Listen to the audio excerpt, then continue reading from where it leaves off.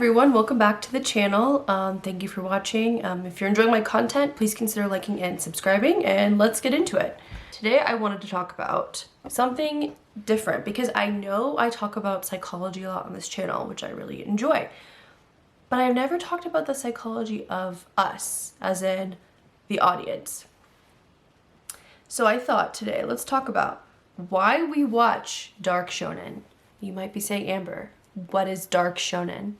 Well, it's personally the only shonen I usually watch, which is Jujutsu Kaisen, Chainsaw Man, Hell's Paradise. I feel like those are kind of like, actually I don't even feel like I looked it up. Apparently those are the top 3 dark shonen, the dark triad. And I would consider Attack on Titan kind of in this category too, but I don't know if that's like canon. So here's my take on why I think we're watching these shows. Because if you're like me and you just finished season 2 of Jujutsu Kaisen, then you just watched basically a depression spiral of despair, right? And kind of the same thing with Chainsaw Man season 1 and Hell's Paradise. So Hell's Paradise was almost more similar to Jujutsu Kaisen. Chainsaw Man season 1 I've heard was kind of a prequel, so I don't even know. It might be the same with the amount of deaths, but I don't know since I haven't read the manga. So I think the reason that we watch these kind of shows and why they've become more popular, right? Because shonen used to be, I think, a lot more positive and uplifting and like, okay, the protagonist is always going to get through it, and you know, maybe the protagonist is overpowered, you know, maybe the protagonist is going to make a lot of friends along the way and they're all going to survive and all of that, right?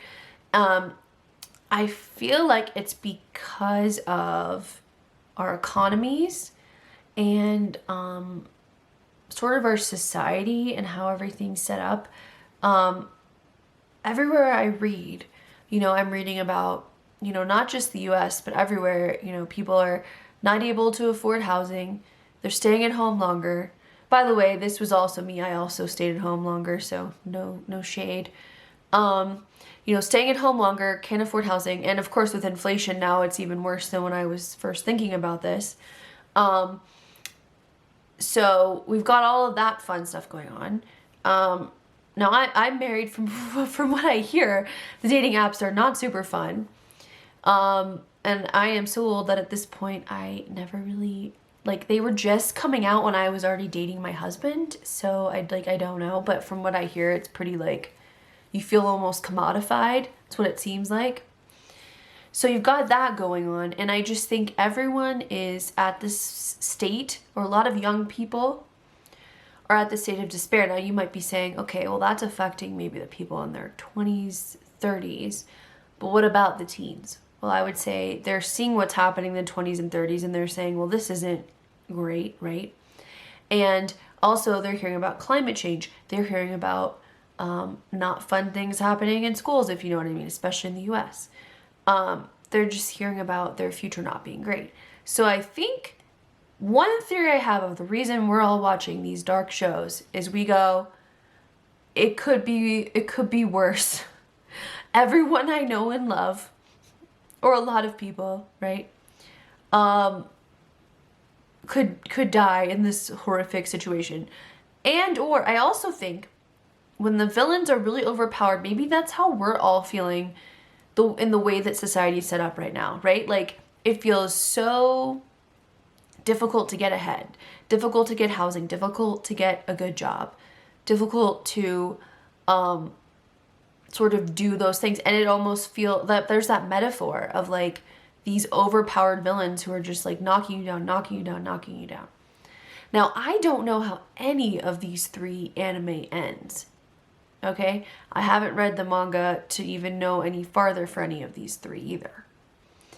But my guess is if a protagonist does win against the really overpowered crazy villain, then it's sort of like this idea of, okay, even if everything is absolutely horrible, complete shit show in life, I don't know if I can cuss on this channel, a complete crap show in life, right? Like, we will get through it. I will get through it at least. I might lose my friends along the way, but I will get through it and I will defeat the villain of, you know, whatever I'm facing in this despair. And I feel like, you know, whoever the protagonist might be in whichever story, you know, we're feeling the despair along with them. And it's sort of this cathartic way of like feeling that despair that we have with society, but within a show, you know, where we have more control over it. It's in a show, it's not in our life. You know, it helps us process it. Like, I know, I feel like it's almost like, you know, if you've ever heard of like someone having a good cry, like something bad happens, you have a breakup, right? And you're like, I need a really good cry. So you watch like some really sad movie, right? Or like a really sad romance, like, I don't know, one where everyone, like the protagonist dies or something, right? And you just are like, okay, I'm gonna cry, right? Like, I feel like it's kind of like that, except that it's with despair. And I feel like for a long time, and of course, obviously this is made in Japan, but from what I'm aware of with Japan, they're facing similar issues to us with housing, affordability, and cost of living, us as in the USA, but I think other countries too. What I've heard, they're also dealing with those issues. So they would also be feeling despair. I mean, I feel like it's all connected. I don't know. And so anyways, in the past, I think there was lots of optimism in the 90s and the 2000s. And I think the shonen protagonists were not always, but more optimistic in the 90s and the 2000s. And now, by the way, I'm not an expert in the shonen of 90s and 2000s, so don't quote me on that. But that's my theory. So now the despair is setting in for all of us, or some of us. And boom, you have these shows to really help you process that with the character. You don't feel alone. You go, you know what? I might not be able to, maybe, and I feel like the other thing is there's this isolationism,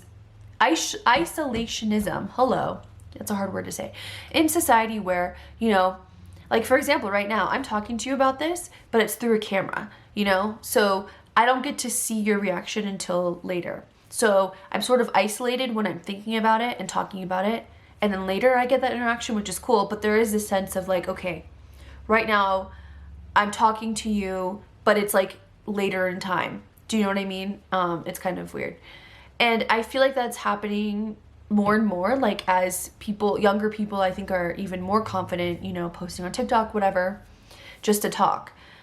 There's this isolationism that comes with the technology that we have in a way. And so I think getting to relate to these characters in our dark trio of shows really helps us process, okay, you know, I'm feeling grief about this situation. I'm feeling despair. Feels like life is literally over. And that's what our characters are going through. So that's my theory of the psychology of us. Anyways, let me know. Do you guys agree? Do you disagree with my analysis of you, the audience? I'm sure some of you will say spot on and some of you will say you were so wrong. So I look forward to hearing either perspective. Please let me know in the comments. And please check out my other psychology videos. I have a lot. I don't have any others about the audience, but if this does well, or even if it doesn't and one of you says you like it, I might make more. So let me know, and hopefully I'll see you in the next video.